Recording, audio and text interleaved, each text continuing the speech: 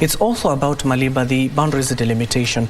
This year, March 2024, it's supposed to be the deadline for that boundaries delimitation, and we're just closer to that particular deadline, yet we don't have commissioners. The selection panel that you're just talking about appeared before the National Dialogue Committee when it was in session last year. Late last year, they came, they said we were carrying out the process despite the political glitch that they faced between the Kenya Kwanza as well as Azimio. Why do we like, as a country, choosing commissioners a month to the date or even a year to the election?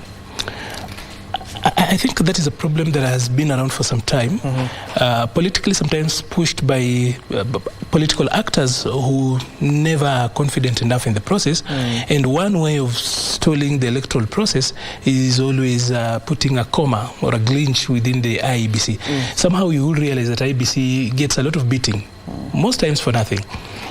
If you look around, you realize that political parties in and of themselves struggle to even do their own grassroots nominations and their own elections. So just imagine the kind of massive task that IEBC actually carries out.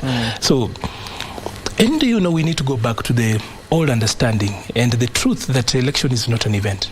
If we continue to treat election as an event, then we will continuously have the problems we have every election cycle. Election is actually a process. At the moment, we have got about 6 to 7 million people who should be registering as voters, but we've kept them out.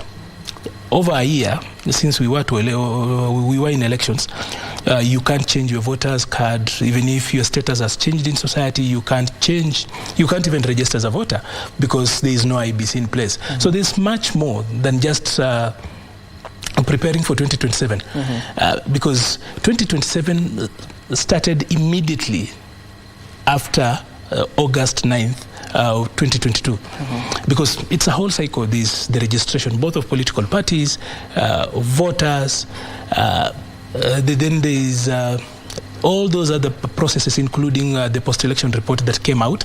We've not even given it a little bit of focus. You realize that we've not discussed the report that was when I'm talking about discussing, is that having a national conversation on that. So it's neither wise, it's not safe for us to keep on doing the same things and then pushing the country, treating elections like it's some sort of an emergency when we should actually be preparing for it several years before it gets there.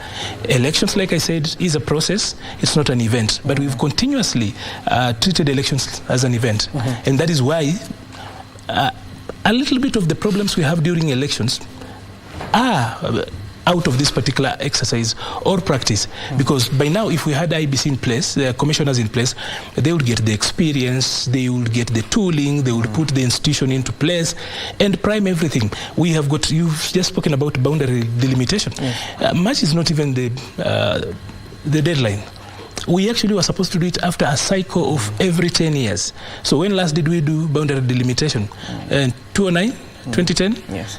We should have done it much earlier in 2020. We didn't do that. So we are here. We actually are about 5 years late.